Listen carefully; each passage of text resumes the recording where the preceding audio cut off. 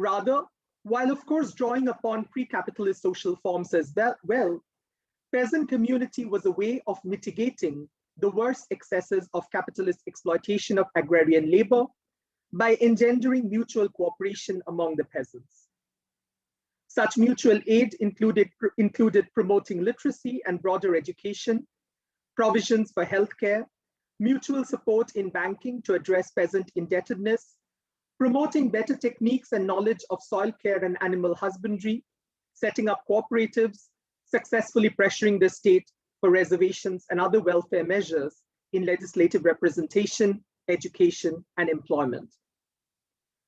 Rajvanshis conceptualized these in terms of a dialectical political philosophy. This entailed shifts from an atomistically organized Prakriti, nature, through Prabhu Shasan, rule by master, and Samaj Shasan, rule by society, to Atma Shasan, self-rule, and Atma Shakti, self-power, culminating in the anarchist negation of all rule and the fullness of freedom. We need a perspective of subaltern intellectual history to analyze the profundity of peasant thought. We find similar agendas among the Highlander shifting cultivators of Tripura, with figures like Dasharath Dev enunciating forms of subaltern constitutionalism rooted in self-legislation and militant struggle against the Indian state. Among the Rajbangshis, among the pastoral Gop Jadavs, in the writings of the militant poet Qazi Nazrul Islam, we find subaltern interdependence being politically theorized as subaltern divinization. The argument here was divinity is present among all beings, and especially among peasant, pastoralists, and other laboring men and women. For Nazrul, humans remained heteronymous as long as they recognized others as masters and gods. They were then swahin, alienated of their self. Subalterns would achieve sovereignty through a negation of this negation, through a double negation that recognized divinity within themselves. This self-knowledge, Atmagyan, was achieved in community. Sarojini Naidu and Begum Rokeya identified divinity or queenliness in common women and female labor while bolstering feminist self-organization. In the era of the Capitalocene, Indian intellectual history also provokes us to rethink the commodifying violence directed against the non-human. Tripura's pre-colonial chronicle Rajmala enjoins not harming beings, prani ahingshan. The popular Kabir tradition of northern India emphasizes divine presence in all life and condemns animal slaughter. Peasant pastoral thought in India often emphasizes care of cattle, normativized politically as divine beings rather than as mere commodities. The Dongria Kond people of Orissa have recently fought off a transnational corporate giant that sought to transform their divine hill range Niyamgiri into a bauxite extraction zone. These political ontologies instigate us to evolve a general cosmopolitics where the divinity of the non-human commands political and legal recognition against the insatiable demands of capital. I'm inspired here by scholars of Latin America, like Marisol de la Cadena, Mario Blazer, and Arturo Escobar, by Tom Van Duren's work on multi-species solidarities. I'm also inspired by Marxist feminist opposition between life-making and profit-making, including forms of feminist community-making and striking, theorized powerfully by Veronica Gago, or Shuvatri Dasgupta's own work on affective community-making beyond and against capital. Let us not be romantics. The examples of human community and human non-human interrelation that I've discussed in relation to India are neither absolutely antithetical to capital, nor free from the taint entirely of violent commodification. Nevertheless, they prefigure logics of intrahuman and human non-human interdependence, interrelational community that cannot be entirely subsumed under the logic of capitalist value extraction and profit making. To conclude, we need something more than post-structuralist or postmodern incredulity to grand narratives here. As intellectual historians, we must weave new poetics of revolution connecting the heterogeneous coalitions that are emerging across the world today in opposition to extractivist capital, from Dakota to Orissa, from the Amazon rainforest to Aboriginal Australia. We must breed in common their insurrectionary political and social thought emerging from Indigenous societies, from queer communities, from feminist rights. Together with my anthropologist friend Jelle Wouters, I'm writing a pamphlet now that calls for a revitalization of subaltern thinking.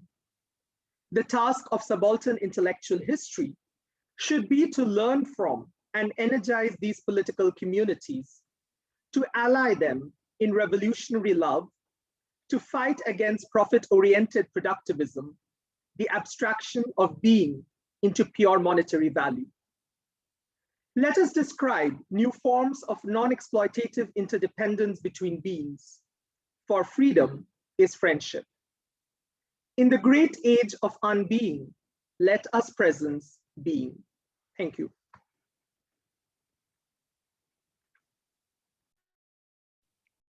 Right. Thank you, Milinda. That was very thought-provoking, inspiring, and thank you for keeping time. Am I audible? Am I audible? Yeah. Right. So I'm up next, and it is rather intimidating a task to take up from a presentation as wonderful as yours. So I will briefly introduce myself. I completed a bachelor's and a master's degree in history from President's University, Kolkata. And I was also an exchange student and a Charpak fellow in Sciences Po Paris, where I completed a certificate program in European Affairs and B1 French. For my master's degree, I wrote a dissertation titled Beyond Local and Global Narratives, Concept Histories of the Boiddo Community in Colonial Bengal between 1870 to 1930. My PhD project in Cambridge, tentatively titled A History of Conjugality on Patriarchy, Caste and Capital in the British Empire, 1872 to 1947, is funded by the Cambridge Trust and Rajiv Gandhi Foundation.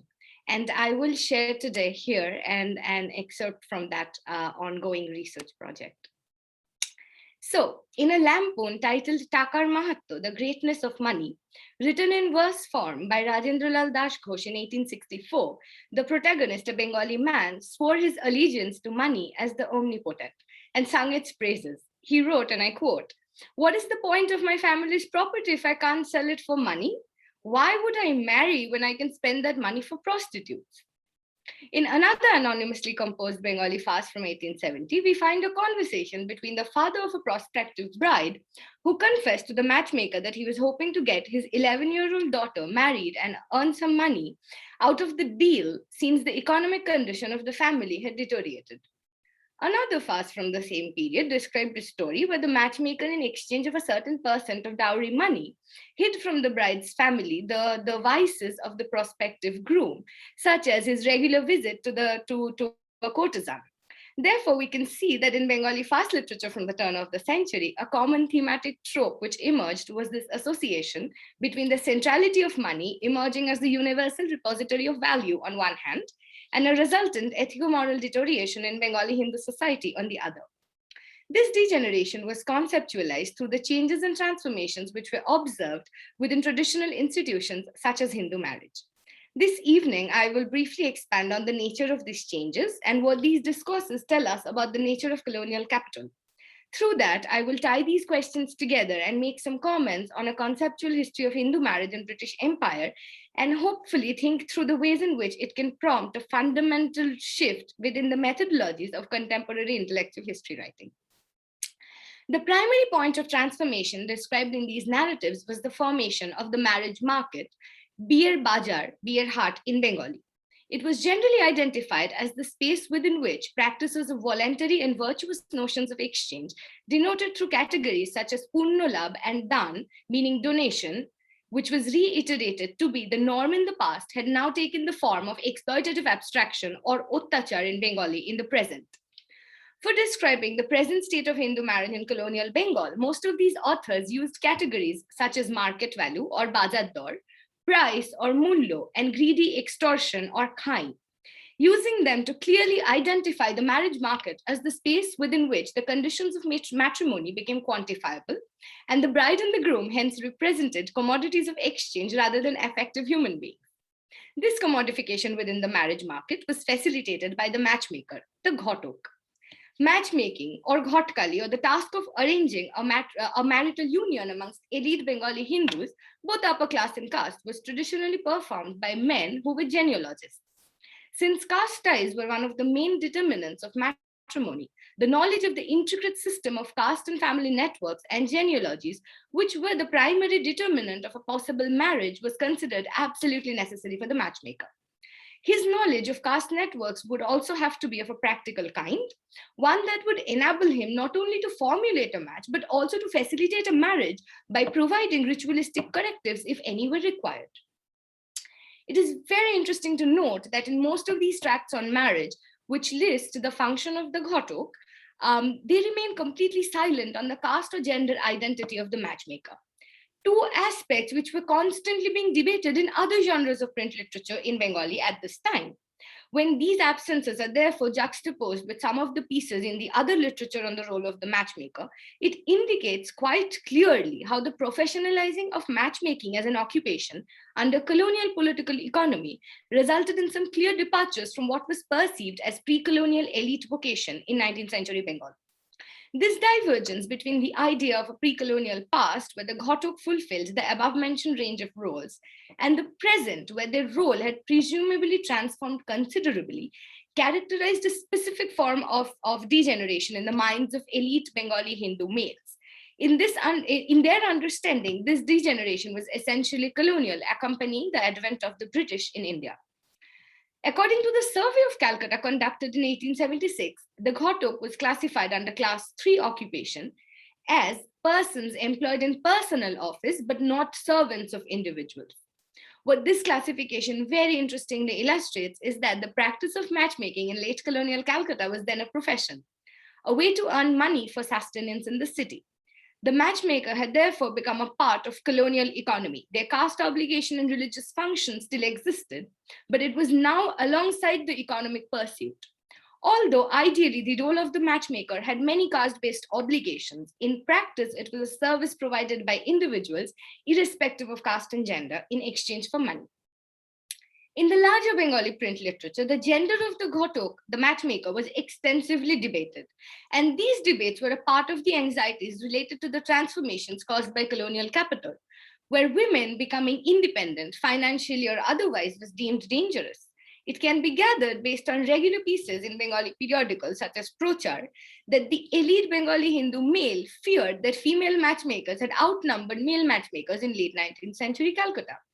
The feminizing of the occupation was deemed especially dangerous, since women, according to these people, lacked the knowledge of Hindu caste genealogies and hence formulated matches based on either affective or economic concerns.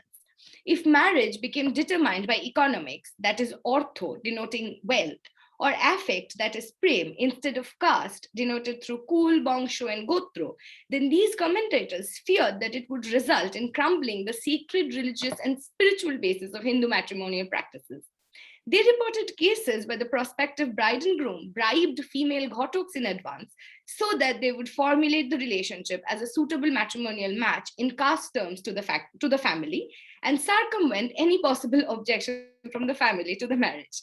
There's no way to verify whether this is an overestimation or an actuality, since the census of Bengal in 1872 clearly stated that women's source of income was not considered as a part of the survey and was only listed when male heads of the household were absent or could not be accounted for. Engels, in his fierce critique of late Victorian companionate conjugality, had shown how private property ownership, capital, and surplus value accumulation by the bourgeois was largely determined by heterosexual marriage. Since inheritance practice was patrilineal, it was regulated by policing women's sexuality under the garb of monogamy. Nuancing this lens of gender and class by analyzing this particular moment that I described briefly so far, we find a dialectic between existing forms of capital accumulation amongst Hindus, determined by caste ties, that is jati dharma, and newly emergent patterns of the same, gradually determined through ortho, money or wealth, and kam or lust. I argue that this conceptual transformation in the position of the matchmaker in 19th century Calcutta, where it was thought that from the pre-colonial past to the colonial present, they went from being gatekeepers of a social order to an individual service provider, give us a very interesting glimpse into this moment of encounter between newer forms of capital in the empire and pre-existing forms of the same. Apart from Professor Shomita Shen's work, which explores the intersections of caste and gender in the empire through the lens of marriage and capitalism, by focusing on female laborers, not much work has been done on this topic. So, addressing that research gap, I would like to further argue that this marketization of marriage and professionalizing of matchmaking, leading to the association between money and ethico-moral degeneration under colonialism, were anxieties resulting from the individualized liberal nature of colonial capital. What we find in these discourses on marriage in colonial Bengal is essentially colonial liberal individual capital, threatening older caste and community-based practices of capital accumulation and private property inheritance. Whilst matchmakers were traditionally patronized by elite caste groups in the village under colonial capital, they became entirely dependent on the payment received from individual families of bride and groom for sustenance in the city. Thus, the matchmaker shifted from providing unquantifiable labor of maintaining caste-based communities and helping in life-making processes to the more quantifiable labor of formulating matrimony based on demands and supply in marriage market. A thing-making logic of colonial capital therefore threatened to transform matchmaking from a community-centric practice to an individualized profession. To conclude, I would like to make some methodological reflections, but I will keep this brief because this larger conference has been an expression of my understanding on the methodologies of intellectual history anyway. So by analyzing the nature of colonial capital through this investigation of heterosexual marriage, we can gain greater insight into the history of neoliberal capital, which plagues our present time by continuing to deepen fractures of caste, class, race, ethnicity, and gender. Moreover, the conceptual exploration of the histories of Hindu marriage enable a methodological shifting by bringing together tools of social and intellectual history. My work on marriage deconstructs the teleological debate on ideas and practice and helps us study concepts within and beyond their context. An existing excellent example of this would be Milinda's monograph, The Mortal God, which lays down a framework for socio-intellectual history through a subversive non-Anglo-centric conceptual exploration of sovereignty in colonial India.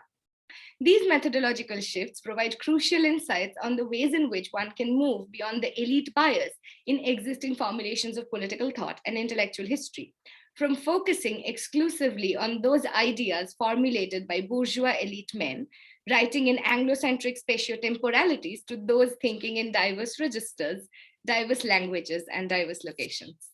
Thank you. Right, so our next speaker is Dr. Angie Liu. Thank you, Andrew, for joining us. Dr. Liu is an assistant professor of history at Villanova University. He received his PhD in global and international history from Columbia University in 2014. His monograph, based on his dissertation entitled Tea-War, A History of Capitalism in China and India, was published in 2020. All yours, Andrew.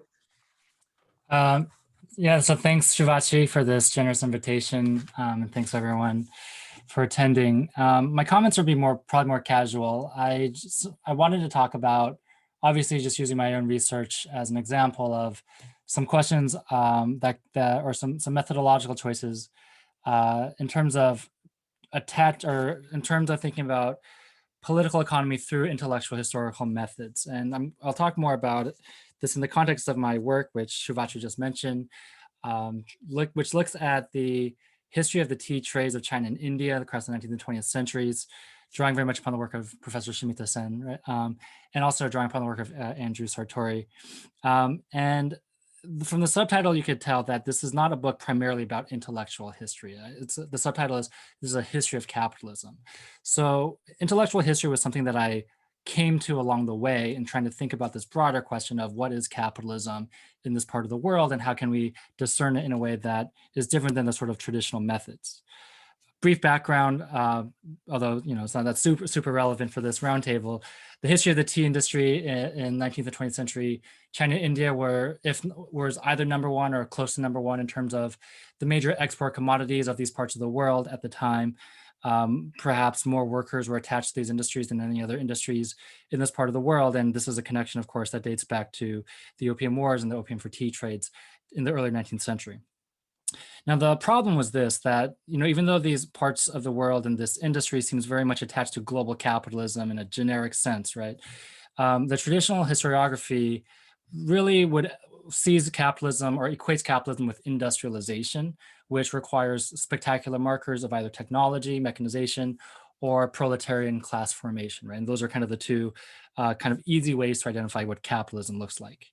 And of course, that's not the case in either of these places. In China and the Chinese tea districts, you have a lot of so-called independent peasant households that looked unchanged by the treaty port system and global imperialism. In the Indian tea industry, we have not something that's traditional and old. We have a newly created Indian tea industry in Assam, but they do rely upon what are seen as traditional or pre-modern labor contracts, indenture labor, penal contract labor. So by traditional markers, they would be seen as too pre-modern, too pre-capitalist to have that progressive dynamic of industrialization and accumulation that presupposes a kind of bifurcation between a bourgeois and a proletariat class, for instance, right? And I think, this basic description of what's going on in these parts of the world is really emblematic, or can be found in many of these other parts of the world that are, the so-called rest of the world, right, beyond the sort of classic model of Western Europe. So in a kind of functionalist sense, intellectual history for me became very useful because it allowed me to get at these kind of subtle social dynamics that were found beneath the surface, perhaps hidden within these ostensibly traditional arrangements, right? So I began, or the approach I take, it begins by challenging these older views, right, that I equate capitalism with industrialization, and then to instead think about capitalism as a social dynamic organized around what Marx called value, in which the productivity of human labor assumes the sort of guiding principle in everyday life, summarized perhaps most easily in the phrase that time is money, right? And the historical threshold for this novel dynamic is what Marx called the generalization of market-dependent labor. Generalization here doesn't mean that every single person becomes a proletarian. It does mean that within this broader marketplace that is driven by specifically capitalist formations, this could also fold within itself, right? Could subsume within itself so-called pre-capitalist social forms, such as unfree work, such as independent peasant labor, and so on and so forth. Intellectual history for me became very useful to substantiate this broader claim about the rest of the world, this broader claim that there existed these subtle transformations, new social pressures, new logics, new dynamics that could overtake and reshape and reorganize the tea trades of these mountainous, rural, seemingly traditional backwards territories of South and East Asia without necessarily replacing everything with brand new stuff. It's about reorganizing what was already there. And again, so we don't have these easy markers of industrialization and proletarianization. And we also have very few sources that are written by or written about the everyday life of merchants, workers, middlemen, households, tea coolies, quote unquote. They do exist, but they're quite rare. So of course, there's a bit of a tension that to address some of these questions, I turn to an intellectual history of admittedly very elite men, right? British, Chinese, Bengali writers, that are embedded within bureaucracies and intelligentsia, and they're very much, the ones that leave behind the evidence that we historians can have access to in the 21st century. So I think to perhaps remedy this sort of elite bias, I do try to read them in a more self-reflexive or symptomatic manner, which is to think beyond the text themselves and point towards the external social conditions of possibility for the economic theories being articulated in these texts, right? So specifically, the example I'll talk about is that looking at, for instance, a Chinese thinker who was engaging with the tradition of British classical political economy in the late 19th century. Now, the argument for those who are unfamiliar with this is this is my very simplified form, right? That within this tradition of British classical political economy from Adam Smith onwards, authors constantly told a story that in the past, people mistakenly identified wealth with labor poured into the soil, right? These are the physiocrats, or they misrecognized it as metals accumulated from trade, the mercantilists. And what set them apart, starting with Smith, was this quote unquote discovery that wealth is a generalized conception of human labor, right? And that this itself marked a transformation in the way that labor in society worked. Marx wrote, for instance, quote, indifference towards specific labors or labor in general corresponded to a form of society in which individuals can with ease transfer from one labor to another. So not only the category labor, but labor in reality has become the means of creating wealth in general. What this basically tells us is the intellectual emergence of a theory of value within British classical political economy corresponded to the social emergence of generalized wage labor, right? So this is how you can use intellectual history to sort of trace symptomatically what is going on in society more broadly. So what I found was, what was notable is that in China, for instance, you have these merchants in the Qing who are trying to figure out what's going on with the tea trade. And they are reading British classical political economy in translation, perhaps not fully understanding all the intricacies and nuances of it, but to them, this classical theory of value makes sense. And that's contrary to our expectations, where we were kind of taught that, well, China isn't capitalist, so how could they understand what Adam Smith is talking about, right, with value and so on.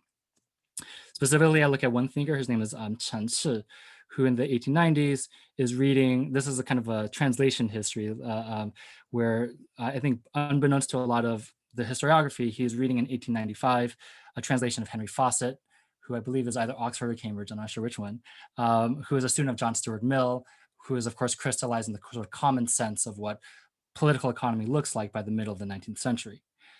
And he finds within this political economic tradition very many valuable tools for understanding why Chinese tea has fallen behind Indian tea, why Chinese tea makers, what Chinese tea makers could do to catch up with their competition and so forth. He's kind of jumping back and forth between these abstract cosmological discussions of value and these very practical discussions about how can we reform the tea industry.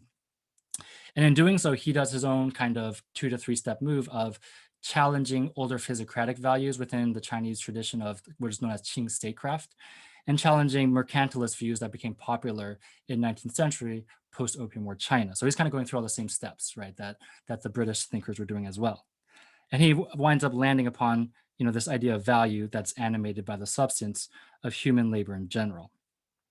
Now, one could argue that Chen, or many of these thinkers, they don't really know what they're saying. They're just kind of copying, right, what they're reading in translation from the British sources.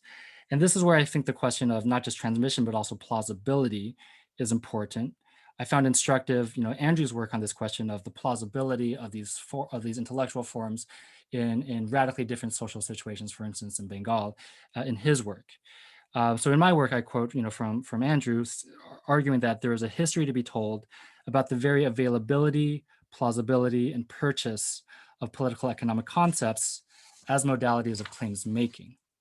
So Chen Shi does not just find available British political economy, he finds it plausible and has purchase for helping him to understand China at the time, which I would argue tells us something about how China has perhaps was more dynamic than historians have given it credit for. So in doing this kind of work, I'm trying to connect the dots between these philosophical abstractions of a middling official, right, with a social reconstruction of what China looked like at the time. What did Chen Shi see when he examined the tea trade and the silk trade and the cotton trades of China at the time? And my argument was he saw a collection, not necessarily of proletarian workers, but of market-dependent families and populations that produced goods for survival and in turn contributed to a sense of a larger social division of labor connected to the world market. In other words, a sense of labor in general, as the British tradition would argue. To me, then, this suggests that Chen Shi lived in a Chinese society reshaped and reorganized by the logic of capital, but it was far from identical with the social formations of, say, Assam, India, or England or the United States.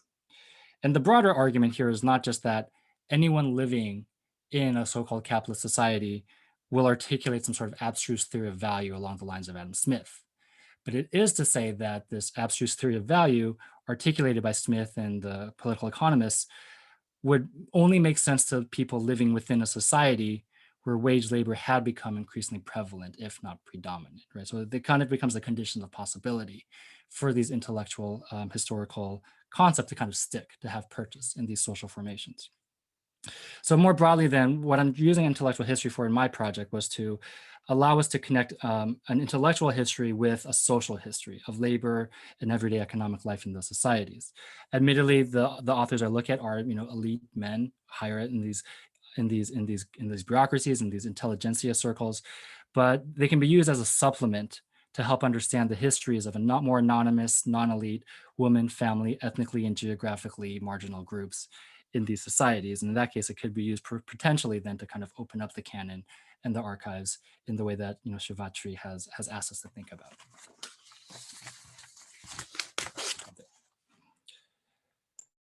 Thank you, Andrew. That was very interesting and thought-provoking. So our next speaker is Dr. Sarah Marzagora. She is an intellectual historian of Ethiopia and the Horn of Africa. She is currently a lecturer in the Department of Comparative Literature at King's College London. Her publications have analyzed Ethiopian nationalism, Amharic literature, and the theories and methodologies of world literature and global intellectual history. She is currently completing her book manuscript on Ethiopian political thought in the first half of the 20th century. All yours, Sarah. Thank you very much. Thank you very much for organizing this conference and this roundtable. It's really a pleasure to be here. And it's a pleasure to speak after Andrew, because in a way, my trajectory is almost the opposite, in the sense that I come from intellectual history and I got to political economy out of the frustration of finding intellectual history very blind to what Andrew has defined as the social conditions of possibility for certain ideas to emerge. So I've also prepared more casual remarks today, and I was thinking about possible avenues for global intellectual history moving forward, particularly with regards to both its foundational concepts, but also with regards to the relationship with political economy. So this is all very tentative. It's part of the work that I've done in the last years, and these are still concepts that I'm thinking through. So any feedback more than welcome. So recently, I have, this is the first of the three concepts. So in keeping with the, honor the tradition of academic conference papers, I have indeed 3 points. The first one is the idea of semi-colonialism, which is something that I've been reflecting on recently. And this is a term that appears in the Marxist tradition at the beginning of the 20th century. Lenin talks about it in Imperialism, the Highest Stage of Capitalism. It was used by the Comintern, and a lot of the reflections around the term semi-colonialism apply to China. There are several Chinese intellectuals that try to define the term. I've read some of them, not all of them, but it's still, like, again, it's ongoing work. And there's a broad amount of scholarship that has been published recently on countries such as on places and polities such as the Ottoman Empire, Iran, Thailand, Afghanistan, and of course, Ethiopia, my country of expertise, at the beginning of the 20th century. And I think it's a period in which it would be interesting to think of all these different places and polities together for a variety of reasons. First of all, it's a period in which in all of these places, we have the problem articulated of the relationship between formal independence and economic dependence. This is something that, of course, becomes one of the hallmarks of the post-colonial thought of the 1950s onwards. But it's something that we can find in these countries, in these places, already at the beginning of the 20th century. And by just centering from a comparative point of view, all of these different countries, there's a way in which we can also trace the genealogy of these ideas of, again, the contrast between political sovereignty and the first articulations of what it means to be included within a system of international law and international economy from a position that was perceived to be as subordination. And I've recently read Adam Getache's book, Word Making After Empire. She uses this term word making to refer to how post-colonial thinkers and leaders of the, from the, again, 1950s onwards, not only struggled to achieve national independence, but also contributed to reshaping or attempting to reshape the world economy and international institutions. And in this sense, what I find in Ethiopia between the two words, between the two words, is the opposite of word making. There's a very strong consciousness of the political and economic subalternity of Ethiopia, although it was an independent country within the world system. And the attempt is to try to fit in, to redeploy the vocabulary of international law, of international politics, to try and preserve the independence. So here, the problem of the struggle between the struggle for independence is not about national liberation, but it's about maintaining sovereignty in a system in which Ethiopia joins from a subaltern position. And what is interesting is that that battle for political and economic equality on the part of Ethiopian intellectuals at the beginning of the century, they are resigned to have lost this battle. There is no attempt to, again, reshape the world in a way that is to the economic advantage of Ethiopia at the time. What we find is instead almost the resignation of the political and economic subalternity, and the struggle becomes a discursive struggle, a struggle of ideas in trying to pitch Ethiopia internationally as the smallest of the great nations. This is something that we find also in some of the other countries that I mentioned. I mean, for the Ottoman Empire, there's the work of Mustafa Minawi that has been quite influential on mine. I'm reading on Thailand and Iran as well. These are all cases in which there's a deployment of ideas that is designed to compensate for this perceived political and economic vulnerability.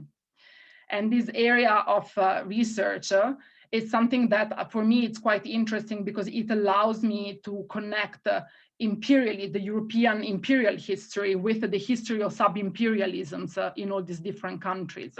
In Ethiopia, notably, the Ethiopian Empire had imperialist ambitions within the Horn of Africa. Of course, the sovereignty was also linked to territorial occupation, territorial expansion. So this is something that the Ethiopian state pursues quite consciously. And the history of the sub-imperialisms in the semi-colonial countries also allows to trace the genealogy of the tensions and contradictions that then we find in those word-making projects of the post-colonial period.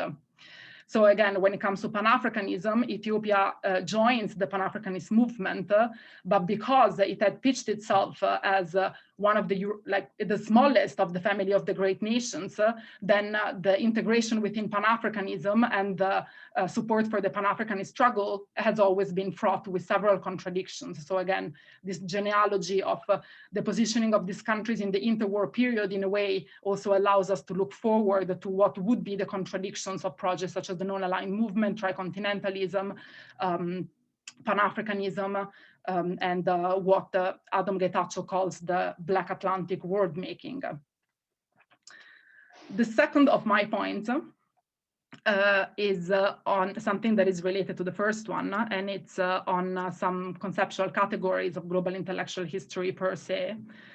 And it's what I think should be a rethinking of the very same ways in which intellectuals and genres are formed. Again, there's a tendency to take for granted who is an intellectual and what a text is.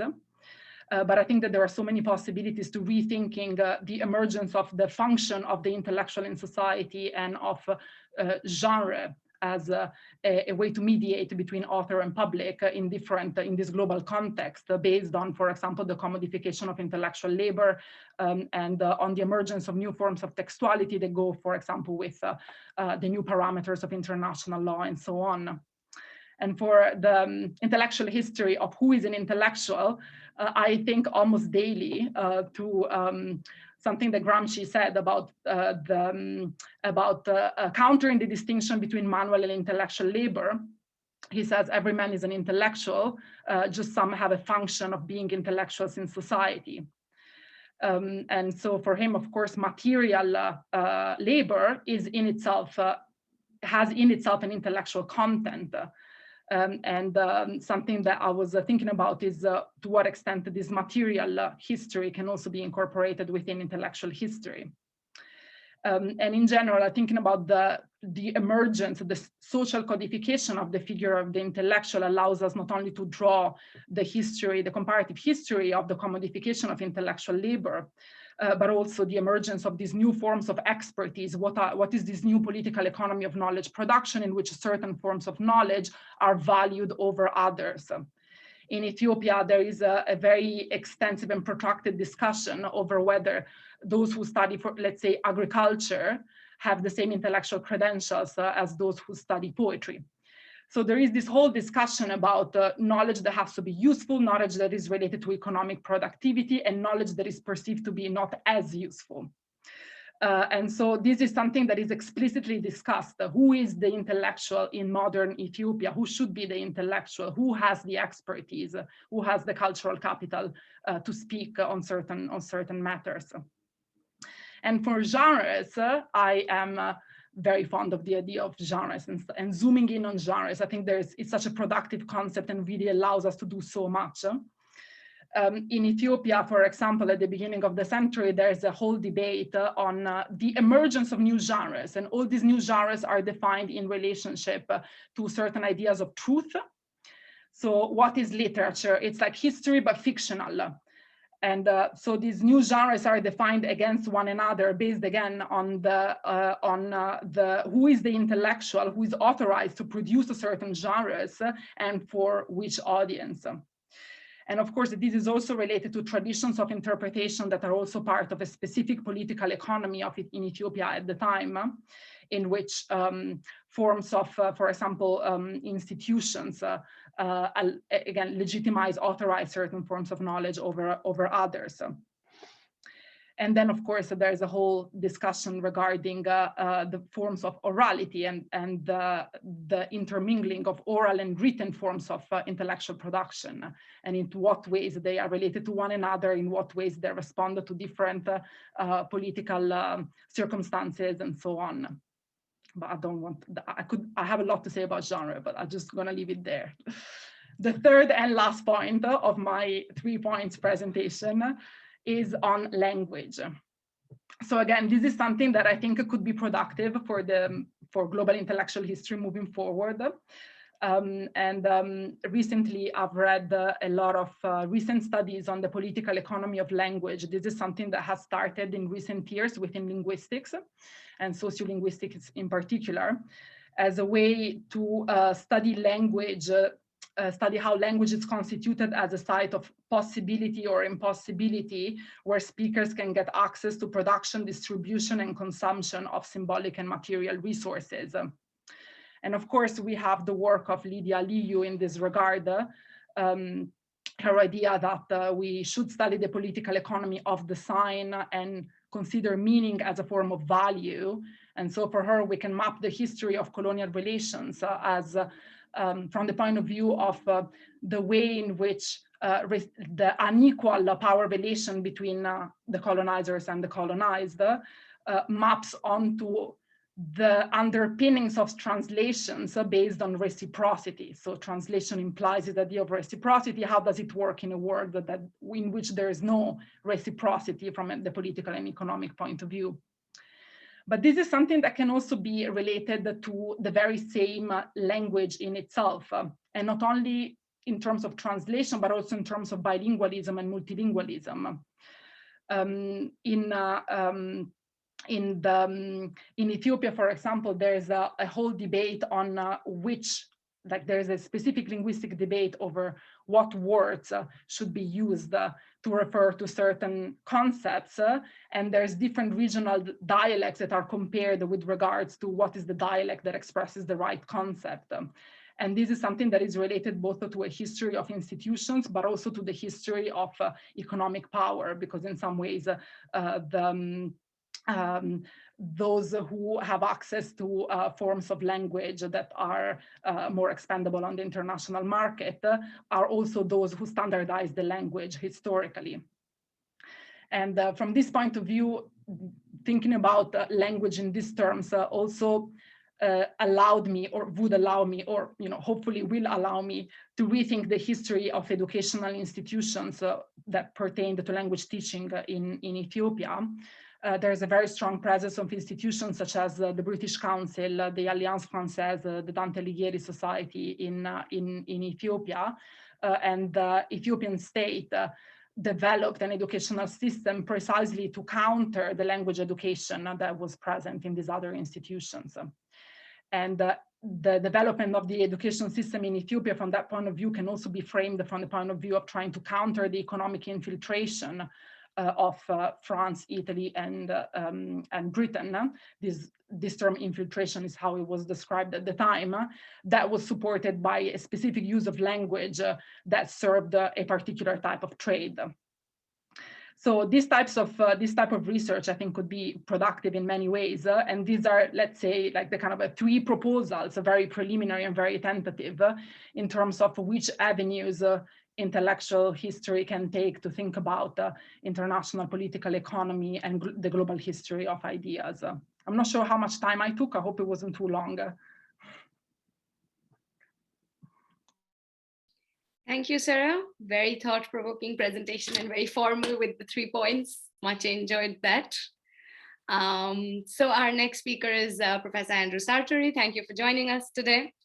He's a professor of history at New York University. He's the author of Bengal in Global Concept History and Liberalism in Empire, and the co-editor of Global Intellectual History and several other volumes. He also co-edits the journal Critical Historical Studies.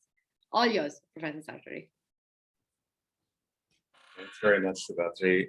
Thanks for organizing this. I'm going to probably actually, in effect, repeat several things that have already been said. The problem with coming 1, 2, 3, 4, 5th in line is that all the good points have already been taken. So forgive me for a certain amount of reiteration. I think one of the things that's already come out is to think about intellectual history, not in terms of a choice between objects. I'm an intellectual historian versus being a social historian or a cultural historian or an economic historian, but to think about problems of access. The central problem of being a historian is figuring out how to talk about things, how to find a way to talk about things, given the way in which the archive is not always organized to allow you to talk about the objects that you think are actually worth talking about or that are actually historically of the greatest significance.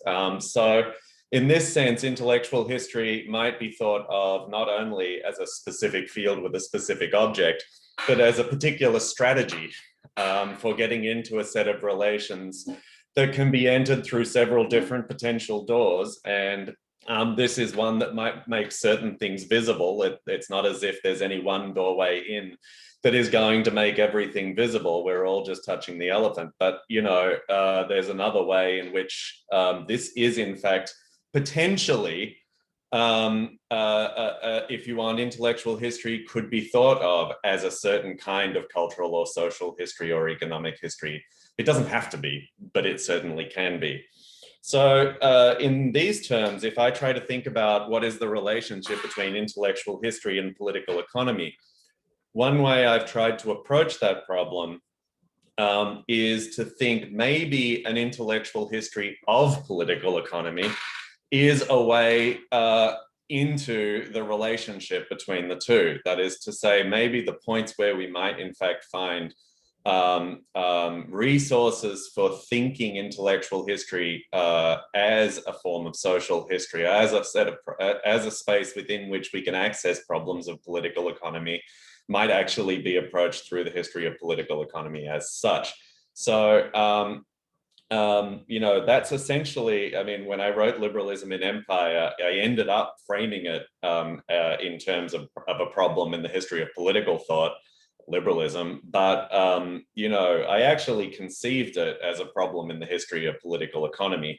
It's a long, strange, winding journey in the end, but it really began as a project in the history of political economy, and that's, in a sense, where I've been stuck ever since. One thing I want to point out before we go any further is how recent the project of intellectual history is in South Asian history. It's very hard to remember now because intellectual history in South Asia and in many other parts of the world is so thriving. The global intellectual history, or the globalization of intellectual history, or the proliferation across geographies of intellectual history make it hard to remember how uneven the practices of intellectual history were. So, for example, in some fields, whether or not one wants to say there was a thriving world of intellectual history, but in some fields it was easier to imagine a project of intellectual history. I would say the history of China is an example, or the history of the Ottoman world is perhaps another example of places where it was less difficult to imagine a project of intellectual history. In South Asian history, for reasons that are probably worth thinking about, but I'm not going to do that now, there was enormous resistance to the project of intellectual history. There was certainly projects of hagiography and of sort of self-memorializing in some sense. But broadly speaking, it wasn't that long ago, I'm not that old, that when I began proposing a dissertation in intellectual history, I was told by one very prominent South Asian historian, regretfully, that I should think twice because there really wasn't a field of South Asian intellectual history. And by another very prominent South Asian historian, less regretfully, that to be honest, South Asia scholars weren't really interested in these issues, right? So that's not that long ago. And it seems like now, unimaginable that was the conversation. But so one question that's worth thinking about is a sort of reflexive consciousness of the conditions under which intellectual history emerges as a plausible and indeed at this point quite popular field of inquiry, after having stood in a relation of either relative marginality or outright unacceptability for a pretty long period of time, right? What makes intellectual history into a pathway that's available for inquiry? Whether to do it in the political thought tradition of proliferating Indian intellectuals who are the same as other kinds of intellectuals, or in the larger sense in which I think we're all hoping to talk about it today. But in any case, the intellectual history I'm talking about is the history of political economy. And interestingly, to the extent that there is an intellectual history of South Asia, this is probably the field where it comes closest to existing. There is, in fact, not much, but there is, in fact, a literature on the history of political economic thinking that is older and has existed for some time, not only around the sort of major figures of colonial governance, the work of people like Ambirajan or Guha, anyway, I'm going to get stuck on names, which is not important. The point is that literature does exist. And of course, if one thinks of Bipin Chandra, then we even have some work on the history of nationalist political thought, which probably isn't easily recognized as intellectual history, but could easily be read in retrospect as such.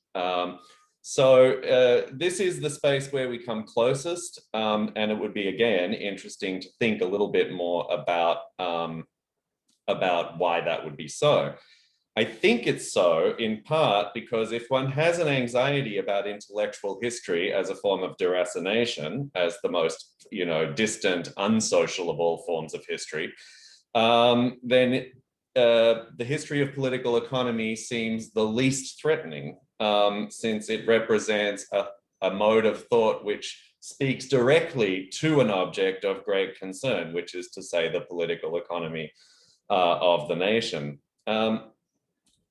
I myself am interested in thinking about economic concepts, not so much in the way that Bipin Chandra was interested in it, which is to say, his work is expansive. He reads a vast amount of literature. He's not just looking at Banerjee and Ranade. He's reading, through massive numbers of periodicals and so on. But ultimately, he's interested in a problem space that is defined by a public sphere, which is focused on the question of nationalism. And in that sense, we could say, even though there is an expansiveness to that project, it still fits within a space where what we could be talking about is a history in some very broad sense of economics, right? And whilst I will happily admit to being endlessly fascinated by that, the project I have in mind isn't that. It's to proceed from an assumption that several of the speakers already have framed, which is that in some sense, concept use is endemic, saturates social practice as a general principle, right? You could say that all social practices are conceptual in content, and the problem is how to access that, right? So I'm interested in reading the history of political economy in terms of this relationship, indeterminate, hardly clear, but nonetheless between social practices and concept use. So one tradition of writing focuses, as I said, on national political economy. The central problem there is around the space of imperial practices. We could think of this either in the literature directly on nationalism or in more recent works that attempt to think about the political economy of empire, the political economy of nationhood. But the other way of thinking about this is to ask not so much how it is that political economy provided a way of talking about the international political economy, if you will, of nationalism or the imperial political economy, but rather how political economy provided a set of concepts for talking about social relationships more generally. That is to say, how did political economy become a part of the language of sociality, the language of norms? And here, what I guess I'm proposing is that we try to track the emergence of a kind of the space of reception. The space of reception meaning, how is it that the elaboration of a set of concepts or arguments that broadly draw on political economy, whether through colonial law or through various kinds of highly attenuated transmission processes, very often, how does this become a way of talking about a set of social relations, social problems, normative questions, so that in fact, when I imagine futures, what I do is build the possibilities of futures and the normative expectations that I articulate in imagining futures. I build them out of claims that are deeply political economic in content, I'm sorry, right? So that instead of imagining the problem of saying that there is an imperial structure to which political economy belongs as a language of governance, and then talking about a process of hybridization, instead, what I'm really saying is that it's not that I use political economies to articulate some set of norms that are external to them, but that I begin at a certain point to use political economies to imagine norms and imagine futures that are actually unimaginable outside of those concepts.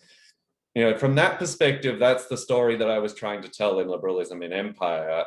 It was a story about the ways in which a new agrarian politics set up claims about a future which were unintelligible outside of a set of concepts which in very basic configuration provided the framework for an increasingly technical elaboration of something like an agrarian political economy. That's actually 12 minutes. So I'm gonna stop there and pass it on.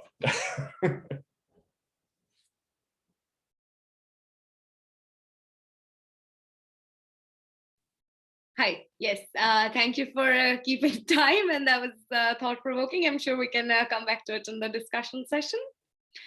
So our next speaker is Professor Sumita Sen. Thank you, Professor Sen, for joining us.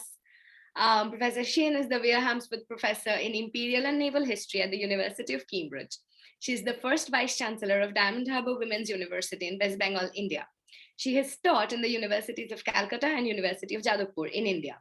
Her monograph on women's employment in the jute industry in colonial Bengal was published in 1999, and it won the Trevor Rees Prize in Commonwealth History. She is at present working on women's migration and the history of marriage. She has published papers on education, the women's movement, religious conversion, informal labor, and domestic violence. She has participated in action research on gender budgeting, women in governance, and women's land rights. Her recent publication include a jointly written book on women domestic workers titled Domestic Days, and edited translation of 3 tracts on Assam tea plantation, Passages to Bondage, published in 2016. Love, Labor and Law, Early and Child Marriage in India, co-edited with Anandita Ghosh, is her latest publication, which came out in January 2021. All yours, Professor Sen. Thank you very much, Shuvatri, for having us for bringing us together in this panel. And many of you will recognize and understand that I'm here because Shuvatri is irresistible. You will also realize that many of you who know my work, that I am of precisely that much older than Andrew, that I never thought myself as having done intellectual history. But hearing you all in the panel, I realize now today that if relation between ideas and social practice is the definition we are giving this project, then you can't possibly do history of gender without looking at a relationship between ideas and social practice. So in that very elemental sense, I guess, intellectual history has been part of whatever project I've ever undertaken. But today what I'll do is draw one thread from what Milinda was saying, another thread from what Andrew, the other Andrew, was saying. And look at some of the limits of commodification when we address questions of gender and reproduction. In the past 3 decades, we have had major theoretical shifts with very significant implications for earlier arguments anchored on commodification.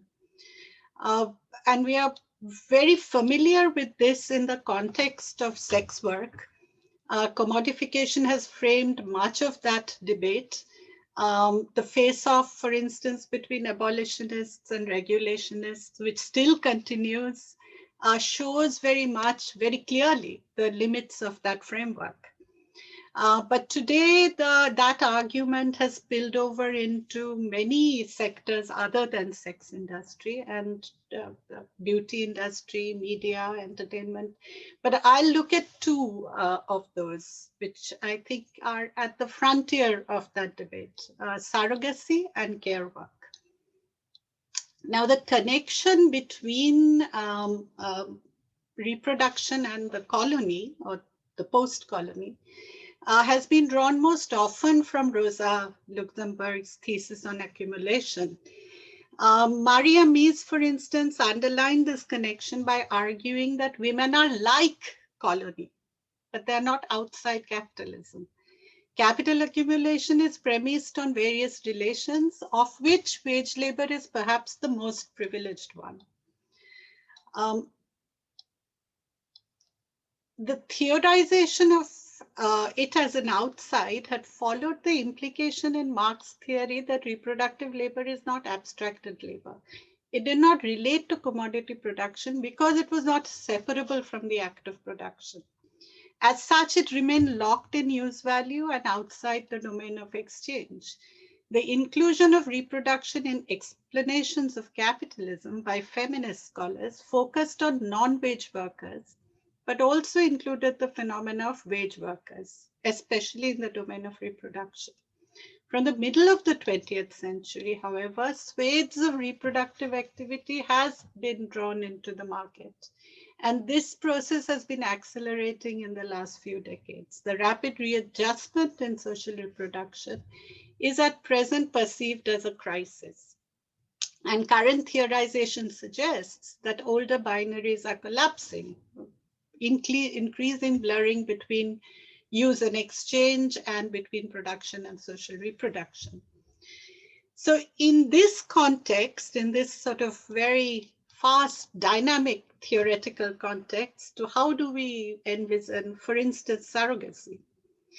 In 1970, not that long ago, Shulamit Firestone spoke of commodification of generative reproduction as not only liberating for women, but also almost as science fiction. And thought of it as separating bodily connect with reproduction.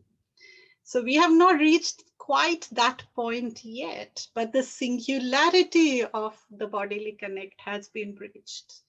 Surrogacy, often styled as rent a womb or the commodification of the womb, has unsettled the physical, biological basis of motherhood and the bodily integrity of femininity. It has also unsettled many taken for granted connections of belongingness, such as nationality, ethnicity, citizenship. These are critical connections for a literal understanding of biopolitics. I want to go into that just now, but we can pick it up in the discussion.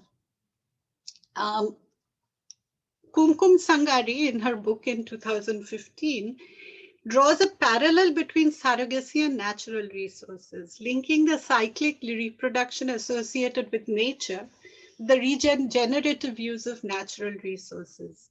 The corporate and market control of seeds in agriculture parallels, she argues, the new market for ova, sperm, and tissues, spare parts for the production of human beings in the new medical industrial complex.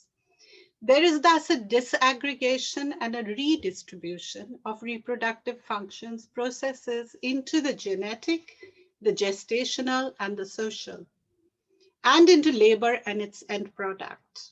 Has the female body then become the site of a new reproductive commons, a site for extraction, a manipulable, marketable biogenetic resource?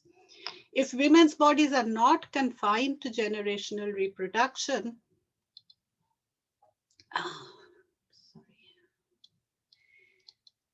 and can be farmed for capital gains, are we looking at new tussles for the control of women's reproductive bodies? There are other problems. Can we think of the female body as reproductive commons in any case, new or old? The prelapsarian is not at all useful here, given that family and marriage, as Shuvatri has already argued, class and caste have been and continue to be modes of ownership and control of women's reproduction. In Hindu law, for instance, I don't actually know if this has changed. The father of the child from a married woman's body is her husband. There is no biological messing with this legal principle. Prior to surrogacy and outside it, women continue to have limited control over their wombs. Indeed, female feticide has already posed many of these questions from a very different angle. So I would suggest that the challenge of surrogacy is not so much commodification as unsettling the singularity, both in fact and in law, of reproduction. So it so happens that this is not so much a logical as a temporal connection, that along with generative reproduction, there has also been a huge conceptual shift in the other aspect of reproductive work. And I refer to the wide currency gained by the term care work. I have already written elsewhere, and I don't want to reprise this here. We can pick this up in the discussion if the audience wants. The genealogies of care work, conceptually in emotional labor, Hochschild's work, affective labor as a subset of immaterial labor a la Hart and Negri, or affective value as in Gayatri Spivak's work, where it is conceived neither as use nor exchange, but as a third category of value, entangled in emotions and corporeality, cultural as well as economic, but vulnerable to exploitation by capital. So let me flag 2 points about care work very quickly. First, the term care work is more flexible than affective labor, which is the term used by Hart and Negri, even though its early enunciation included the commodification of affect or emotion. It marks more continuity with debates over reproductive work, including its 2 major strands. One is domestic work, the other is gender segregation of labor markets. Second, it emphasizes the common features of unpaid and paid work and the complementarities between them. Its feminist resonance lies in revalorizing the emotional content of women's work. Men work for money, women work for love. Love is the tag often used. It seeks simultaneously an ideological valorization of femininity associated with care in the rendering of personal service and the question of its valuation in market transactions. Now, I'm asking the question, in the context of this particular discussion we are having today, how do we contextualize this in the context of South Asia? How may the revalorization of care impact the question, say, of domestic work? Existing scholarship shows that domestic work is deeply embedded in status relationships, some overt, others less so. In the Indian context, the employment of domestic workers is one of the easiest and cheapest status-raising strategies of upwardly mobile segments of society. Employment of paid domestic servants is also a significant element of middle-class identity. How does care figure in this relationship? I'm trying to understand how, referring to what Milinda and Shuvatri were saying, how we can factor issues of conflict and power within categories such as care. I've earlier argued a care conflict between mistress and maid created by competing claims on the ideological high ground of femininity. This is further complicated by the social distance between the mistress and the maid and by conditions of employment. So you have this relationship very prominently at play here. Let me just quickly state the two basics of this argument. The mistress, in relation to the maid, does not relinquish her own feminine identity centered on housewifery and mothering roles when she employs a maid. But she redefines these arenas of her activity as managerial, and increasingly through the new discourse of care. What we get is an extension of the social invisibility of unpaid domestic work to paid domestic work. This confers on the mistress a double advantage. She is able to substitute the unpaid domestic labor without relinquishing the most highly valued virtue of domestic femininity, that is care. The double advantage of the mistress is the double jeopardy of the maid. The domestic worker inhabits two domains of domesticity, her own, which is as wife and mother, but she is not able to substitute this when she enters paid work. And the domestic roles she plays as a paid worker, where she is the substitute of the woman employer. For the maid, both her domains of domesticity is invisibilized in this relationship. So the question is, can we conceptualize these differences as simply two kinds of care work, of the mistress and the maid, or as a tension within the term care work, wrought by class and caste inequality? Caste, of course, adds many layers of complexity to care. Since personal service care, bodily care, is outside kinship relations, is highly stigmatized, especially in care of elderly, care of sick, where bodily touch is required, which we see very clearly in institutionalized nursing care, nursing labor.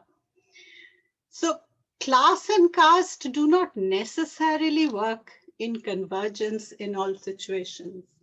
What I'm suggesting is that if we explore interconnections among categories, care, class, and caste, we may find new insights which will help us interrogate the seeming in universality, which we are seeing today, of terms such as care and care work.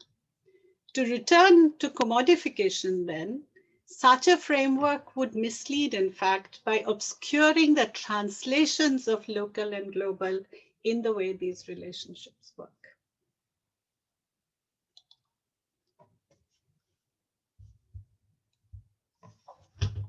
Right. Thank you, Professor Shin. That was irresistible. That's what I understand by an irresistible presentation, if I can. Right. So our next and our last speaker is Dr. Julian Strube. He's an assistant professor in religious studies at the University of Vienna. He focuses on the relationship between religion and politics since the 19th century from a global perspective. In his earlier work, he investigated radical political and religious reform movements in the context of European socialism, National Socialism, and Völkisch movements and esotericism. Since his postdoc research, he examines these and related subjects within the context of a global religious history, having extended his focus to North America and Bengal. He specifically concentrates on how the relationship between religion, science, and politics has been negotiated amongst Bengali intellectuals in exchange with non-Indian interlocutors, notably with regard to notions such as reform, tradition, revival, and modernity. All yours, Julian. Oh, thank you so much. It's a real pleasure to add my 2 cents to these very rich, different perspectives. And I'm going to do so by asking the question, how were religion, society, and politics historically negotiated within global exchanges throughout the 19th and early 20th centuries? And how did the respective debates relate to issues of class, caste, gender, or race within a colonial context? I'm going to outline how perspectives from religious studies can fruitfully complement intellectual history in answering such questions. Where religion is widely acknowledged to be of paramount importance in intellectual history, as well as in global history, post-colonial studies, or South Asian studies, these areas rarely exchange perspectives with the discipline dedicated to the study of religion. I will hence outline a plea for a combined approach that might help us better understand the issue of religion within the complex of economy, society, and politics. I make this case here through historical examples revolving around the tangle of socialism, Orientalist scholarship, new religious movements, and so-called reform movements in India. More precisely, I will discuss early French socialism as represented by Saint-Simonianism, Fourierism, and Icarian communism from the 1820s to the 1840s. Those were the first people who referred to themselves as feminists, who developed the notion of class, propagated the improvement of workers and artisans, and other aspects that we today would readily identify as socialist. Yet, a crucial difference to Marxist varieties of socialism, which became dominant only in the years around 1900, was the explicit self-identification as religious and the fundamental role of religion for social reform. In 1831, to give you some taste of that, the Saint-Simonians declared that, I quote, "We will proclaim that humanity has a religious future, that the religion of the future will be bigger, more powerful than those of the past, that it will be like all those who have preceded it, the synthesis of all the conceptions of humanity and of all its ways of being, that it will not only dominate the political order, but that the political order in its entirety will be a religious institution."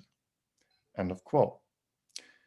Considering the Marxist concept of political economy, the nexus between economy, society, and politics was not so much perceived in terms of economy, but rather in terms of religion as the basis of a future humanity.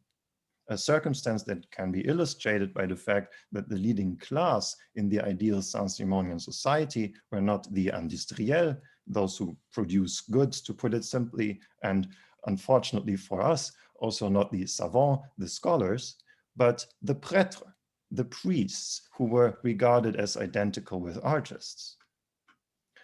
While this prominence of religion in early socialism did not survive the Marxist verdict of utopian socialism as an immature and enthusiastic predecessor of scientific historical materialism, it did have a lasting effect on the global history of religion. Contemporary, that is pre-Marxist historiographies of socialism, in fact depicted socialism as the outcome of a decidedly religious, heretical tradition reaching back to the ancient Gnostics and eventually to India. The Orientalist and often gendered overtones of this genealogy, or this variety of genealogies, were put into actual practice. For instance, when the Saint-Simonians famously departed for expeditions to the Orient in order to discover the female Messiah. I'm not making this up. Crucially for my argument, these socialist contexts produced new religious movements such as spiritualism and occultism, whose adherents would later, for instance, through a Theosophical Society, travel to India to discover the supposed ancient Aryan wisdom that was thought to have originated there. So why am I telling you this? I argue that a shift away from Marxist historiographies of socialism and social reform more broadly, but also a shift away from the Marxist conceptualization of political economy, helps us better understand the factor of religion in social political reform under colonialism, specifically including issues such as caste, gender, and religious national identity. This also pertains to fundamental issues of historiography, as can be illustrated by the long-standing critique of Marxist historiographical totalities and teleologies, not least because of their Eurocentric foundations, right? Moreover, it relates to ongoing debates within religious studies about comparative religion and religious universalism, but I'm not going to bother you with these insider debates now. The relevance of such a shift in perspective becomes evident because the most famous so-called reform movements in India did not strive to achieve their goals through economic, but through socio-religious reforms. As you know, Dharma was not simply used in what may be termed the European sense of religion, whatever that means, but also in senses that might be translated as nationality or social duty, or that were translated like that by historical actors. Such notions were in the 19th century shaped by, of course, local traditions of Dharma Shastra, for instance, but also through an engagement with Euro-American ideas.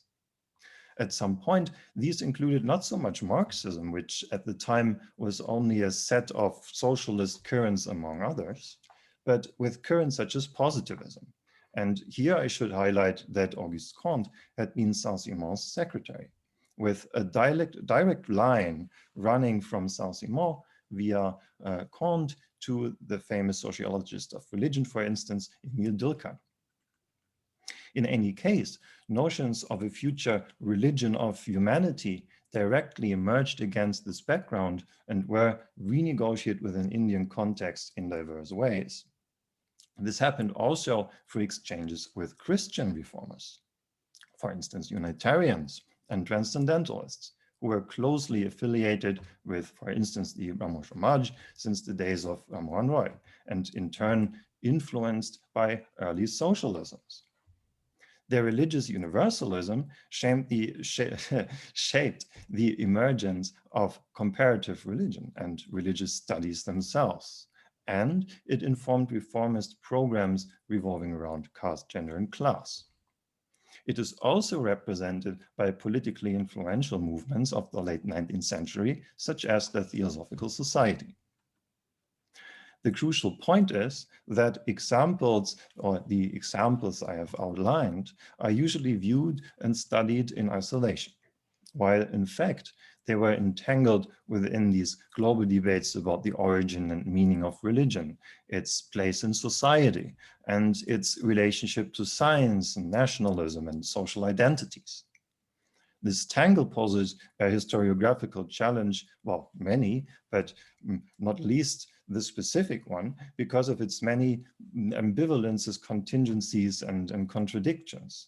For instance, most interlocutors of Unitarians, Theosophists, Orientalists, or Positivists hardly qualify as subaltern. Like the Bhadralok in Bengal, they mostly stemmed from social elites that, however, in turn found themselves in marginalized and oppressed positions in the face of colonialism. To address another complexity, many have propagated religious universalism while at the same time shaping nationalist ideas that attempted to define Indian identity in rather monolithic ways. These issues, too, reflect historical developments that, I argue, can only be fully grasped from global perspectives. It is essential that such a perspective takes into account the subject of religion in its own right, which is particularly relevant for Marxist historiography and social analysis. So I hope to have illustrated how an approach that elides boundaries between both academic disciplines and the historical context they study might help us to unravel these intricacies. And I'm very much looking forward to discussing these things, and I thank you very much for all your attention.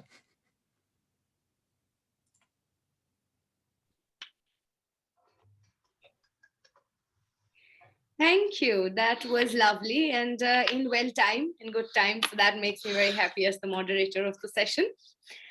So for comments, I was thinking now, before taking in questions from the audience, who can now, by the way, start sending in questions in the chat box or the Q&A. I'll be very happy to read them out. Maybe we do like one round of comments in the order that we presented our work, and then make it flow like a conversation. So does that sound good? Yeah. Lovely. Yeah. Okay. Take it away, Milinda. Yeah, thanks for those amazing presentations. I have a slightly long-winded comment. So I was really attracted by what Sarah said about material labor always having an intellectual content, which fits in perfectly what Andrew Sartori was mentioning about all social relations are saturated with concepts. And I think one of the key ways in which intellectual history is social history is, of course, true if we adopt the lens of real abstraction. And I'm obviously thinking with Zone Rethel and so on, and how commodity production and exchange produces these so-called real abstractions, these abstract categories like labor, commodity, value, et cetera, et cetera. I mean, these have also been applied beyond capitalism, even like to ancient times. Zeford himself, Zone Rethel himself did that. Richard Zeford has spoken about how kind of ancient Indian concepts of Brahman or Greek concepts of the oneness of being might have been influenced by the kind of commodity production and exchange, which creates this idea of this fundamental ground. Now, what I'm worried about, however, in this focus on real abstraction, and especially with kind of a Zone Rethel kind of approach, is that it seems to present a kind of situation where commodity production and exchange are almost naturalized. And we obfuscate two things. One is the role of violence, and I'm here thinking of the work of three of my friends, Ilya Afanassiev, Nicolas Matteo, and Lorenzo Bondioli, who are talking about the importance actually of state, of fiscality, of fiscal extraction, whether in ancient Egypt or Mesopotamia or later times, in engendering these abstractions. So can we really think about these real abstractions as only coming out of commercial interdependence, or is there a lot of violence involved, which doesn't necessarily need to be understood in terms of primitive accumulation of capital or something like that? There are other kinds of things that we can also talk about. And what is the role of violence in that? But also the other thing is, what is the role of patriarchy in that? And Professor Shomita Sen beautifully mentioned this text from Manu, which speaks about, I think it's chapter 8, which speaks about the woman's womb as a field, a kshetra, which belongs to the man who is her husband. And the whole of the passage is even more eerie. It goes on something like this. The woman's womb belonged to the man. And the analogies are, just as a field belongs to the man who has cleared it of trees, and a deer belongs to him who has shot the deer, pierced the deer. So piercing the woman, piercing the deer, piercing the field, all these become interrelated. Now, we might say, okay, this is a labor theory of value. The one who has cleared the field should belong to him. But of course, it's a labor theory of value. It's a logic of commodification, which is based on a primal original sin, which is the subjugation of the woman and the subjugation of the non-human. So in a way, the production of real abstraction, Pache Zone Rethel, does not necessarily arise only from commercial interdependence. It arises from the subjugation of the woman, from the subjugation of the non-human, and many other kinds of subjugations. And then, and of course, the role of the state is very critical here, as my friends have been working on. So my then obvious question is now interlinking Professor Sen's work with Shuvatri's work, two very magnificent and very inspiring feminist perspectives. I'm completely convinced by Professor Sen when she says that we need to think about social reproduction, care, affect, beyond use value and exchange value. We need to think about a third space. And that's what, of course, Shuvatri's work has also been looking at. And now drawing also upon the kind of work that Tithi Bhattacharya and Nancy Fraser and Cynthia Rutza have been doing, the contrast between life-making and profit-making. How can we think of overcoming these real abstractions like commodity, labor time, all of that? How can, which Postone also wanted, how can we think of overcoming the value form, the wage form, the commodity form, can feminist organization, feminist frameworks, feminine ways or kind of structuring revolutionary forms of care and affect precisely offer us one vantage point, as, for example, the Tibetan and others have been looking at when they contrast life-making and profit-making and thing-making as a way of overcoming this predicament. And I would really appreciate more thoughts on this, because I think the feminist perspective, like the perspective of the non-human, is absolutely central to any way we think about abstraction, which of course means that any intellectual history would be incomplete if it thinks of abstraction without taking into account the woman and the non-human. That was my thoughts. Lovely, thank you. I have a lot of thoughts, but I will keep this comment brief because it has been a long day, but this is so interesting that I must make a couple of brief points. So thank you, Milinda. Your questions were very pertinent, and I will address them by saying that this, to think of a third space, this I'm very inspired by Professor Shane's reference to Gayatri Chakraborty's usage of affective value as this third category, which is at the same time cultural and economic. And this whole anxiety of linking the economic and the affective together comes up repeatedly in these discourses on marriage, which I mentioned, right? Because we talk about calm on one hand and prem on one hand, and then there is ortho at the center of these discourses, which are sort of ideas which interbreed all of these things together. The second thing off the top of my head that struck me from Sarah's particular presentation was when you mentioned that knowledge as useful and not particularly useful. And I'm sort of forced to push that a little forward and ask in this context that, like, what defines the category of use? Like, is it a formation? Is it a process of value creation? Is use essentially a process of value creation when it comes to the question of knowledge and genre formation? Or, is it does it derive from political economy, or does it go the other way around? Just to phrase that. About the rest of the presentations, all of it was very thought-provoking. I will make a couple of brief points and then I will let Andrew speak after me. Andrew, your particular work on tea forces me to ask the question where you sort of did the close reading of Marx's Capital. I'm very interested in sort of asking if the idea of time and capital, the regulation, sort of the violence of capital being formulated by regulating through time. And I guess the question I would pose in this regard is that, is it only a top-down hegemonic process of capital exploiting the proletariat, the labor, whatever phrase we want to use? Or can we find instances of counter-hegemony in this usage of time within the context of the tea industry? I would be very interested to find that out. Professor Sartori, the thing that has sort of stayed with me from your presentation that I hope we can continue to discuss is that when you talk about social, of course, the conceptual basis of social practices, which I think links my work with your work and all of our works here together that we've shared, the thing that I'm forced to ask is that, are we establishing a teleology in that case? Are we saying that the very Marxist way that ideas originate from a very material basis? And I want to sort of pursue that a bit further and ask in this regard that what are the implications does that have when it comes to, when we think about writing intellectual histories of political economy precisely? And I think this is something we can all continue to discuss more in the conversation section of it. Shomita, these lovely presentation sort of forces, I've already addressed it, but the thing that struck me most and I would like to hear a bit more about is this whole ownership question of the woman's womb. Because surrogacy is essentially threatening this question of ownership of the husband, and how here the role of the husband via the marriage provides a form of legitimacy over owning the womb of the woman, right? So marriage, sort of heterosexual marriage, as a form of legitimate ownership of women's bodies. And I was wondering if you could share further thoughts on that. And lastly, Julian, fantastic presentation, very thought-provoking. And I'm thinking more about the similarities between the Bhadraloks in Bengal and the other elite classes who sort of become reduced in their social status under the Wrath of Colonialism. So this is actually very fascinating for me, because in my work on caste, which I sort of researched on in my master's, I looked at caste and class in intersection.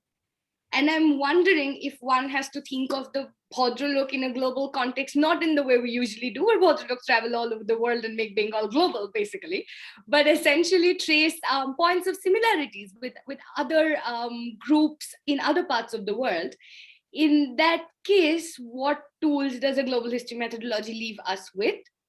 And what are the similarities between the conditions of political economy which result in the similarity between the classes, if that makes sense? Right, I am done. That wasn't brief, but it was all wonderful. So yeah. Sorry, I don't have any comments for the others. I was hoping to hear from the audience, but I have to apologize for this. I actually have family obligations that I have to attend to right now. So I apologize if I won't be able to. That's all right. That's all right. But thanks very much for the invitation. Thanks everyone for the comments. No worries.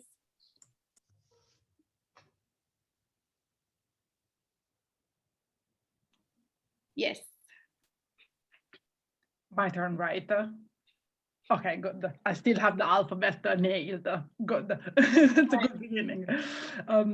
Yeah, I also, I'm not sure what I want to comment, but I think going back to something that Andrew Sartori opened with, is that I think that in a way, we're talking about global intellectual history, but if we conceive global intellectual history in relation to political economy, in a way, the term global becomes almost useless in the sense that we are thinking about a global integration. And I think global intellectual history at that point is useful only in relationship to the previous traditions of intellectual history. So it's more of a disciplinary term more than doing actually anything analytically.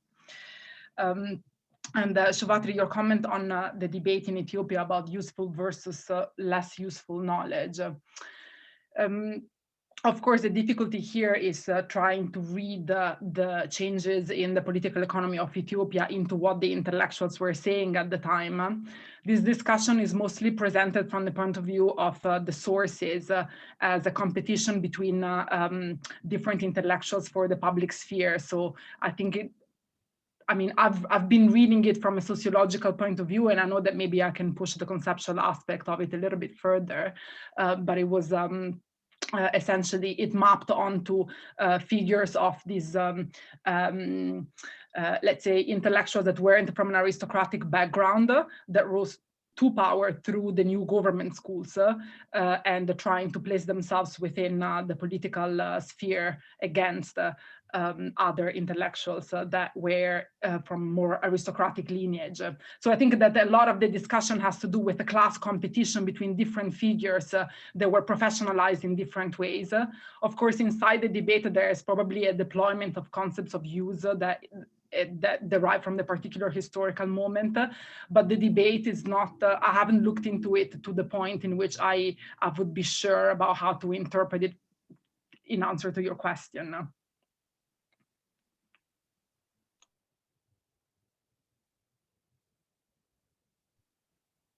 I don't have a huge amount to add, except to say basically to make a series of monetary comments that I can't really explain in any detail. But basically, I would say it is certainly the case that if the analysis of value is simply first refers to all commodity exchange, then there is indeed a huge problem because, you know, in what society do commodities not get exchanged? This is kind of pretty pervasive. So I certainly think that the naturalization gesture is one that has actually become an increasing problem through the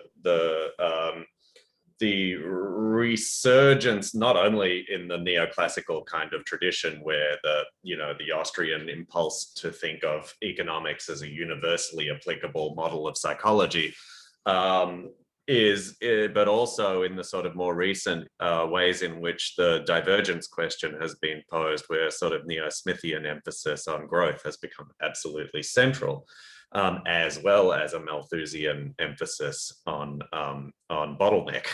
So these kinds of, I mean, which is not a critique, it's just to say we have to figure out what kinds of arguments we're making and when we're making them. And I think that the concept of value is specifically intended to talk about very specific contexts, not to all contexts in which commodities are exchanged and produced. So in that sense, I think it's an enormous mistake to apply concepts like real abstraction to, you know, the ancient Mediterranean. I think that that's a dead end, and I have no interest in pursuing it. And the other thing in terms, well, you know, the Lockeanism issue that Milinda raised, I mean, I don't think the claim that the deer belongs to the person who shot it and the field to the one who clears it is in fact, properly speaking, a Lockean claim, in the sense that I don't think it necessarily implies the set of relations. And so that's the question, is precisely how do we think these kinds of isolated repetitions in ways that are attentive to the fact that they don't always mean the same thing. And finally, you know, the issue of teleology, in saying all practices are conceptual, involve concept use. I am saying that it is meaningless to talk about concept use outside of specific practices. I don't think one uses concepts outside of specific practices. I am not saying that concepts simply reflect or are, you know, vitally connected to a particular set of concepts. So for example, if I had to take marriage as an example, right? If I have a conception of marriage as a life course stage, and I cannot get married for whatever reason, because the way in which that life course proceeds involves an obstacle to my getting married, it's not as if I immediately just go, oh, well, I have a different set of life course expectations. Actually, I have the same life course expectation and I can't actually fulfill it. So it's impossible to imagine what a concept could possibly mean outside of a specific set of practices, but it doesn't mean that concepts don't have any kind of life of their own or any hold on us beyond the immediacy of those practices.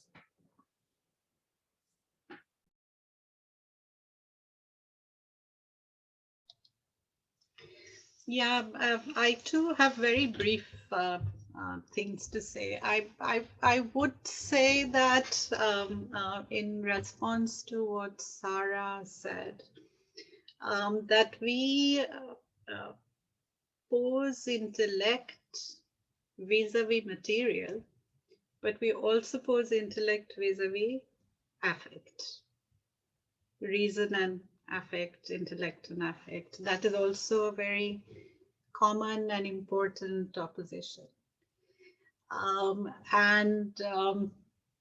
To some extent, I see the growing acceptance of affect in very recent years. This is a new development. For many, many years, there was, you know, feminists have been talking about emotion and affect to unresponsive audiences. So to me, it is a question of why, going back to Andrew's question, what are the possibilities that have suddenly made affect important for discussion? And one of the, I'm not saying it is determined only by that, but one of the things we should pay attention to perhaps is not just commodification, but industrialization, specifically industrialization. And I would point to AI as a context.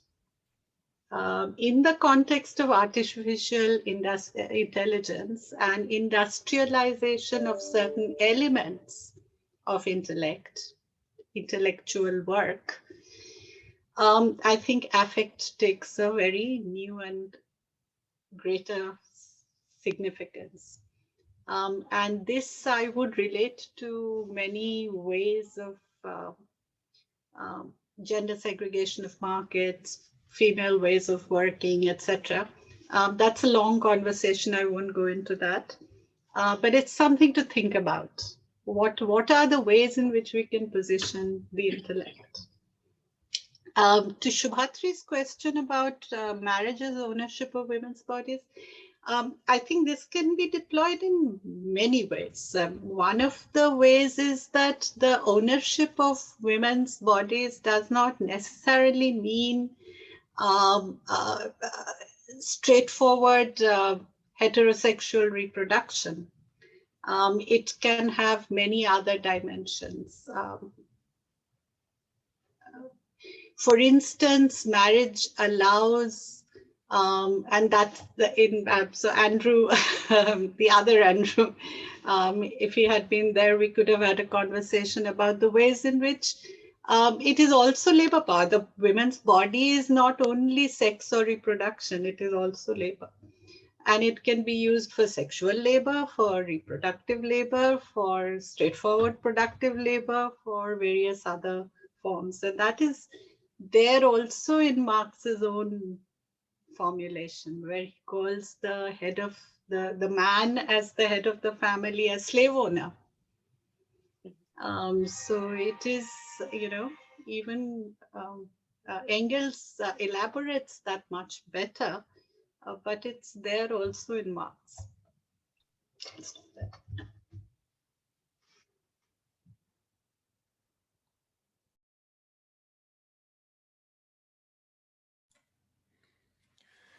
Yeah, I tried to make it short and pick up where Shuvatri asked me about similarities and where we can use global perspectives in order to understand these historical developments. And I think this notion of similarities is a good hint, because if we take, for instance, the Brahmos and the Unitarians and their program of religious social reform, then we don't simply have similarities. We don't have ideas that just emerged in Bengal and then in Bristol or Boston, but these people were in contact with each other and very intensely so.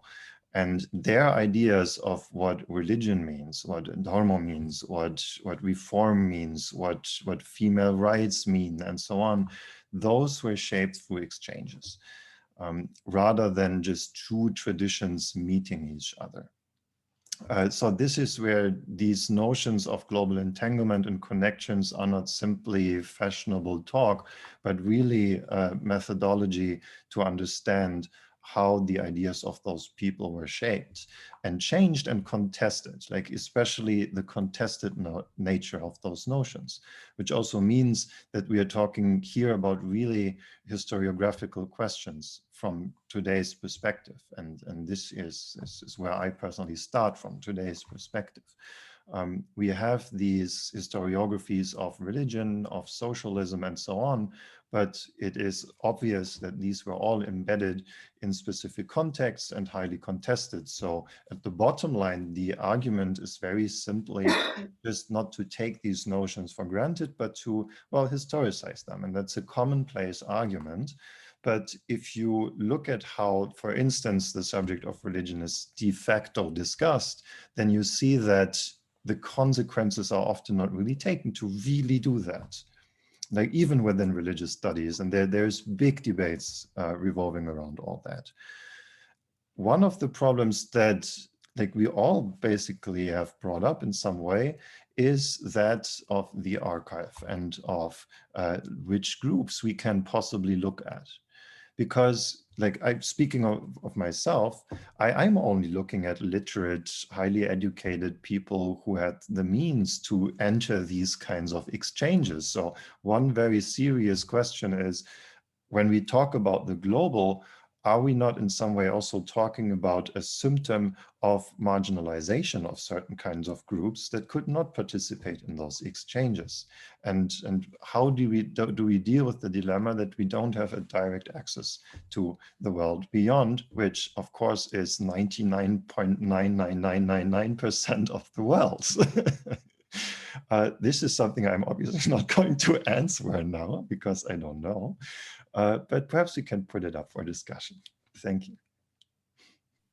Lovely. So we have a couple of questions from the audience. So do you want to address these questions first with the audience, or do you want to respond to the first round of comments, or should we just take in a couple of questions? Is it okay if we take in a couple of questions from the audience and then respond to it by turn? Right. So the first question is from Gautam Chakravarti, and it is addressed to Milinda. I'm just going to read it out, although I think you should be able to see it on your screen as well. Gautam says that he was wondering how Milinda would engage with and unpack the most promising category of the subaltern valorizing of nature and animal rights. Is this an enabling factor in terms of doing theory from the margins through excavation of colonially and imperially suppressed discourses and paradigms, a counterblast to hierarchized modernity, so to speak? We're just going to take one more question from the audience. We had a hand raising. Yes. We have a question from Mobin. Mobin, you can unmute yourself.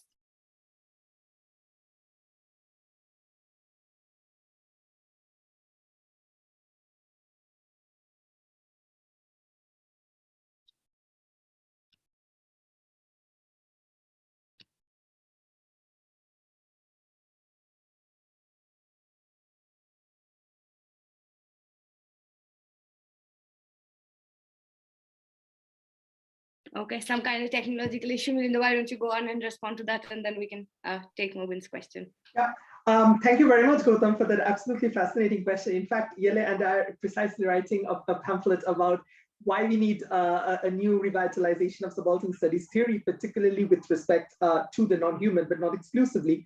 I guess I'm sort of torn between two positions. On the one hand, these kind of acquisitive impulses, the possessive will, is of course something present in many societies across time and is by no means a monopoly of Western capitalism. For example, to go back to the example of the deer belonging to the one who pierces it, we have it in Manu. As my friend Krasimir Vukovic has been working, we also find it in Roman law in the way that Gaius in the Justinianic Code mentions, and we are currently writing a paper together about the longue durée impact of this. Locke, of course, also mentions this in two treatises as one of the classic examples how property is formed, that the deer belonging to the one who has pierced it. But of course, on the other hand, we should also avoid any kind of trans-historical impulse of saying all societies have been possessive will kind of forming in the same way. And I completely agree with Andrew Sartori when he critiques Zone Rethel for imposing kind of capitalist perspectives on the ancient Mediterranean. One of the most recent problematic statements I heard was from Frank Berlin, who was mentioning how all human beings share in this kind of Kantian rationality, which is supposedly manifested to the same kind of commodity exchange, which is deeply, deeply problematic. So I guess, I mean, how do we account for both similarities between different societies in terms of their possessive will and violence, as well as account for heterogeneities, that there is something specific to Western origin capitalism and the generalization of the commodity form is something I definitely think we need to think with. What I've been very inspired by is a lot of work coming out from indigenous South American kind of populations. For example, works of Viveros de Castro on perspectivism, where you have different human, non-human relations, which are not really about commodification, but often of assuming that the non-human, let's say the jaguar or so on, also has human sensibilities, and one should behave towards them in a similar manner of mutuality. Some of the most recent exciting stuff I've read are by Tom Van Duren. Tom Van Duren shows how crows have ideas of, this might really surprise many anthropocentric intellectual historians, crows have ideas about gifting, about differentiating between fair behavior and unfair behavior, of grieving for the dead, and even innovating new forms of bathing in car fumes and so on, which of course challenges our whole idea of to what extent practices of gifting, of differentiating between just and unjust behavior are really the monopoly of human intellection, and rather from an evolutionary perspective, should we see human beings as just primates who are in a spectrum with the non-human. So from all these perspectives, I think we definitely need to think about the subaltern theory from the perspective of the non-human, and to destabilize and critique any kind of formations of power, violence, and so on. So I completely agree with you there. Right. So Mobin is having some issues with her Zoom, but if you want to briefly respond to comments, questions, for the next couple of minutes, because we have some questions coming in from the audience. I can see that. Yeah.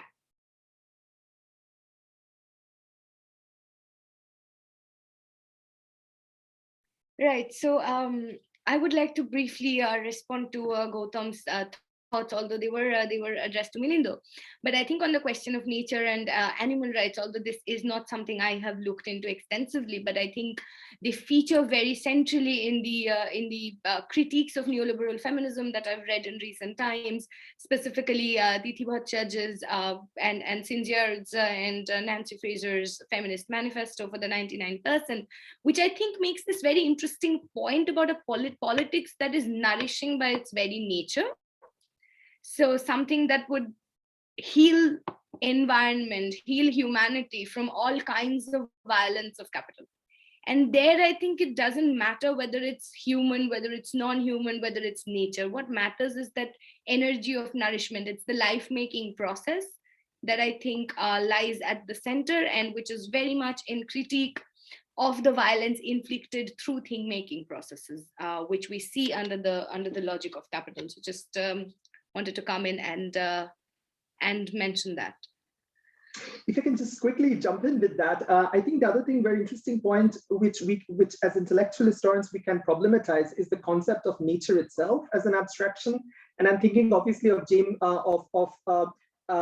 Moore's wonderful work about the Capitalocene and the production of nature as an abstraction. I'm thinking of Philippe Descolla's work Beyond Nature and Culture. It's not at all transparent that nature exists as a category in all societies. It emerges as a global abstraction with modern capitalism, and it is predicated on basically differentiating between society, the social, which is the realm of the human, versus the natural, which is the realm of the non-human. And the point about global intellectual history, I think, is precisely to provincialize these categories, these abstractions like nature, because they're based on the Capitalocene, and think about how to overcome the Capitalocene in those ways.